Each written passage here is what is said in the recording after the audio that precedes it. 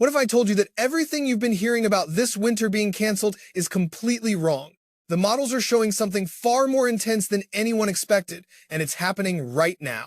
In the next 20 minutes, I'm going to show you exactly what's coming, why the ocean temperatures are dropping faster than we've seen in years, and at minute 5, I'll reveal the specific dates when major snowstorms could hit the mid-Atlantic and Northeast. But first, you need to see what happened in the last 2 weeks that nobody saw coming. The past 14 days have been absolutely brutal.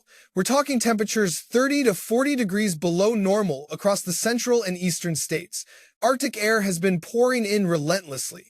Here's what's shocking. When I made my winter forecast months ago, I never anticipated the first half of December would be this cold. But the pattern we're seeing? It matches our winter predictions almost exactly.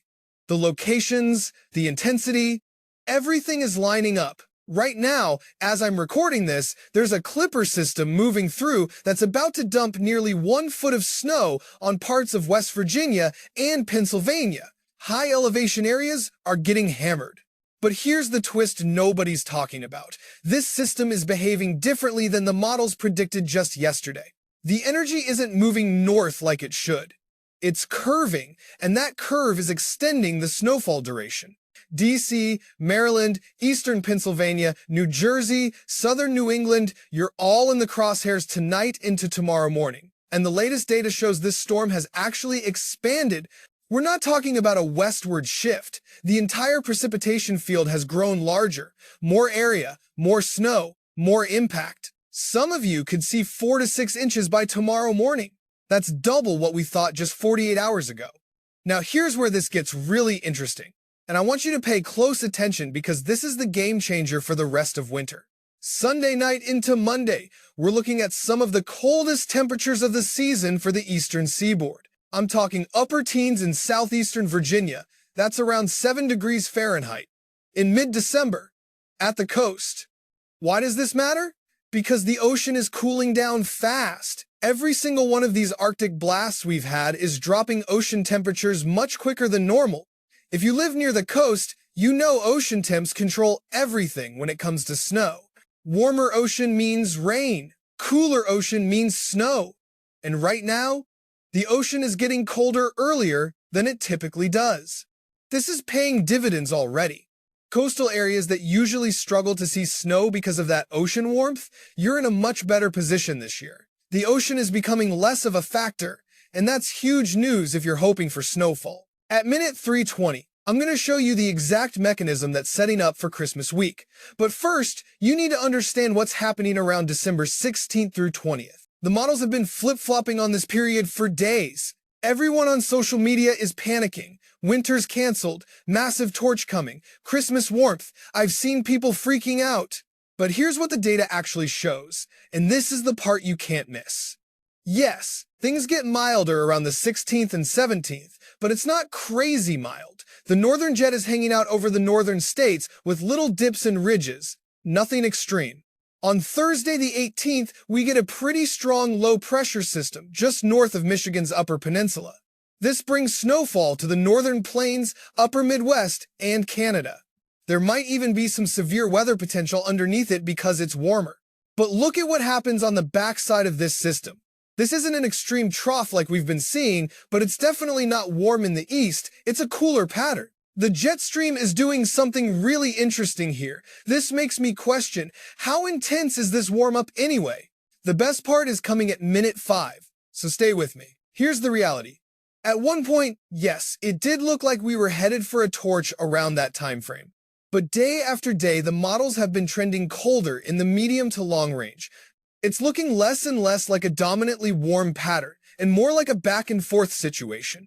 Even on Sunday, the 21st, the jet stream is flat, but it's well to the south. We're probably dealing with some above-normal temperatures in the deep south, but certainly not warm across the mid-Atlantic and northeast.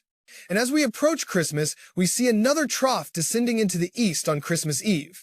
Again, not a major one, but it is a trough, and it's definitely colder. Now, here's the promise I made at the beginning.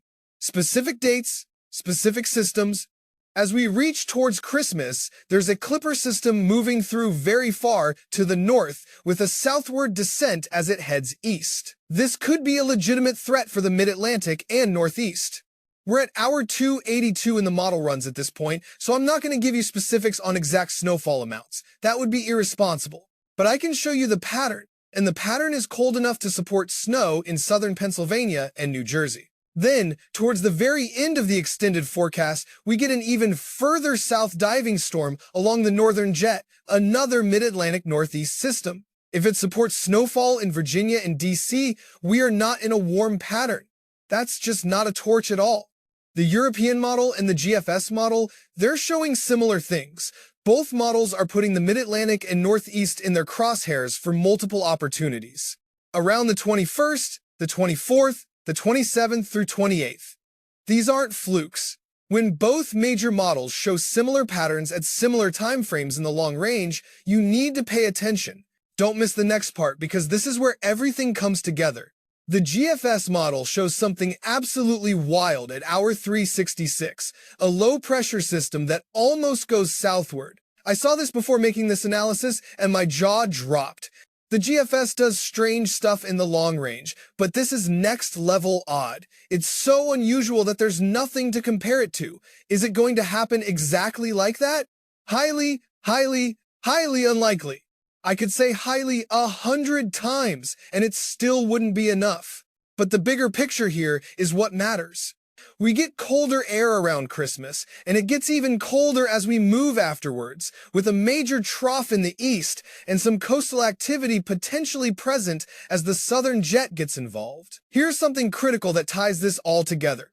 Total precipitation on the European model is elevated in the west. We've seen this for days. There is precipitation in the east too. Not crazy amounts, but enough to support snowfall opportunities and cold fronts rolling through. When we look at the anomalies, the biggest below normal precipitation area is actually the deeper south. They don't need more dryness. They've seen drought conditions from summer into fall and now winter. That area really needs precipitation badly. And unfortunately, it doesn't look like it's coming over the next 14 to 15 days. But the West Coast and the Rockies? Highly above normal precipitation. Total snowfall on the European model shows the mountainous west looking relatively active. For the northern plains and upper Midwest, there's actually less snow than we've seen over the past couple weeks. If you compare the past 14 days to the next 14 days, there's a huge decrease in this area. Why? Because we don't have those massive troughs rolling through that support frequent clippers like we've seen recently. That pattern is shifting. What we're seeing instead are weaker systems moving through that intensify as they reach towards the mid-Atlantic and northeast. A lot of these clippers are moving up through Canada and diving down into the east. Now here's the secret weapon that nobody's talking about, and this is at minute 12, so you're getting the premium information right now. The snowpack in Canada. We are seeing tons of snowfall up there in areas where it doesn't melt easily. This is another factor that's extremely favorable for cold air moving down the road as we reach towards Christmas, afterwards, and into January and February for the rest of winter. Similar to those Atlantic Ocean temperatures we talked about earlier, this snowfall in Canada is massive. We're talking about tons of freezing, ice, snow. When Arctic air masses move over these snow-covered areas, something really important happens. The snow and ice underneath help maintain the Arctic air's intensity. Typically, when an air mass moves from the Arctic down to the United States, it's obviously increasing in temperature as it moves south. It's not staying quite as potent, but when there's snow and ice underneath it, that warming process slows down dramatically. The air mass retains much more of its intensity. The GFS model is shockingly similar to the European model in this regard. Both are putting similar snowfall areas in their crosshairs. The GFS does push things a bit further south, which is a classic GFS bias. About 1 or 2 times out of 10, it'll be correct on that southern trend, but most of the time, it's just the model being the model. Let me walk you through the temperature pattern day by day, because this is important and the rhythm matters. The European model shows a major Arctic blast moving in right now. This could bring potentially historic temperatures when you consider we're in mid-December. Very intense cooldown lasting through Tuesday and Wednesday. Then we finally see a brief warm-up on Thursday and Friday, the 18th and 19th. Pretty intense warm air for those 2 days. Then a brief cooldown, brief warm-up, and another cooldown that moves in for the 24th, 25th, 26th, 27th, 28th. 5 days of cooler weather around Christmas. After that, it does look like we warm up again, but then we move into something that supports more longevity for colder air in the east. The GFS model? Big cooldown, brief warm-up, brief cooldown, brief warm-up, brief cooldown, brief warm-up, kind of brief cooldown, brief warm-up, then colder air moving back in and fighting in. We see that major trough finally set up over the east as we approach the end of December. Here's a question I want you to think about. Did that look like a total torch to you? Warm and dominant? No, it's back and forth.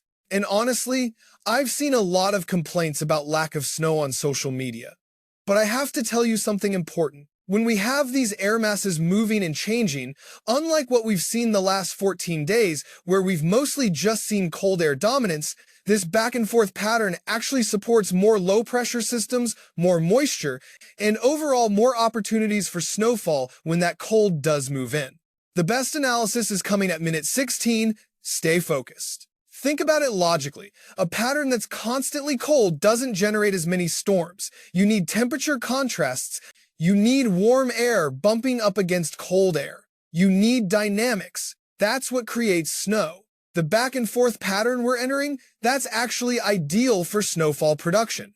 Both the European and GFS models are showing multiple storm signals for the Mid-Atlantic and Northeast. Not just one system, multiple opportunities. The 21st, Christmas Eve, the 27th through 28th, and potentially into the end of December. Every single one of these systems is showing snow, not rain, for areas like Pennsylvania, New Jersey, New York, even down into Virginia and DC on some runs. That tells you the air mass is cold enough.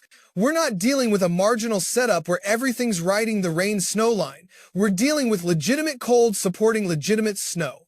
Now, let me address the elephant in the room.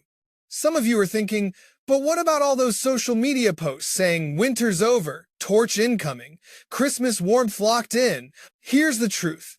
Those posts were based on model data from several days ago when there was one run that showed significant warmth. But models evolve. Data changes. Every single day since then, both major models have trended colder for the extended period. That's the trend that matters. One model run showing warmth? That's noise.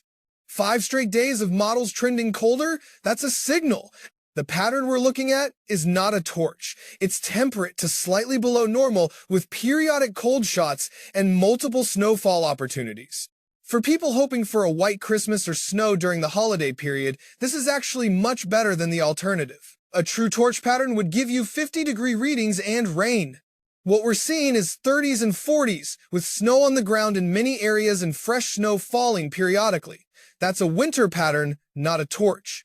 Here's something else that's really important. The southern jet is getting involved. When the southern jet connects with the northern jet, and we have a trough in the east, that's when you get your big coastal storms.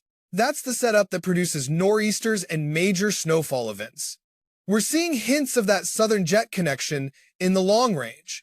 If these models begin trending towards this setup consistently, that's a very good sign for significant snowfall potential as we move through late December into early January. Total precipitation anomalies tell an interesting story too.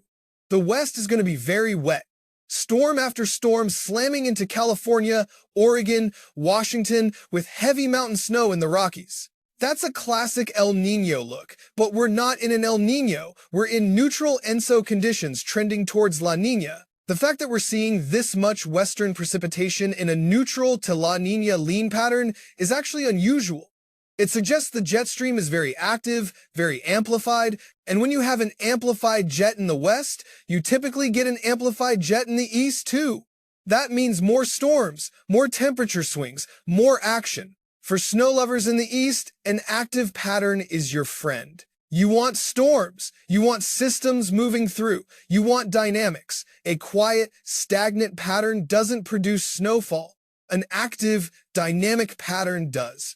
At minute 19, I'm going to tie this all together with what you need to watch for. The next 14 days are going to be really interesting. We have our current system moving through tonight into tomorrow. That's snowfall opportunity number 1. Then we get that brief warm-up mid-month, but not as warm as originally feared. Then we start getting into the Christmas week time frame with multiple potential systems. The 21st, the 24th, the 27th through 28th. Mark those dates. Watch the models as we get closer. If both the European and GFS continue showing storm signals for those timeframes, we could be looking at significant snowfall events. The key factors to watch: ocean temperatures continuing to drop, that's favorable. Snowpack in Canada continuing to build, that's favorable. Southern jet beginning to connect with the northern jet, that's favorable. Models continuing to trend colder in the extended range, that's favorable. All 4 of those factors are currently in play. All 4 are supportive of a cold and snowy pattern for the mid-Atlantic and Northeast. So when someone tells you winter's canceled, when someone posts about a Christmas torch, when someone says the pattern's going warm and staying warm, you can confidently tell them they're wrong. The data doesn't support it. The trends don't support it. The pattern evolution doesn't support it. What the data does support is a back-and-forth pattern with multiple snowfall opportunities. Cold air that's cold enough to support accumulating snow even near the coast, and a general theme of below normal to near normal temperatures, not above normal. This is the winter pattern we forecasted months ago. Cold West Coast mountains buried in snow, active storm track, frequent opportunities for eastern snowfall. And it's playing out almost exactly as predicted. The second half of December is going to be active. January looks even more interesting based on the long-range signals. If you're a snow lover, if you're someone who enjoys winter weather, this is shaping up to be a very good season.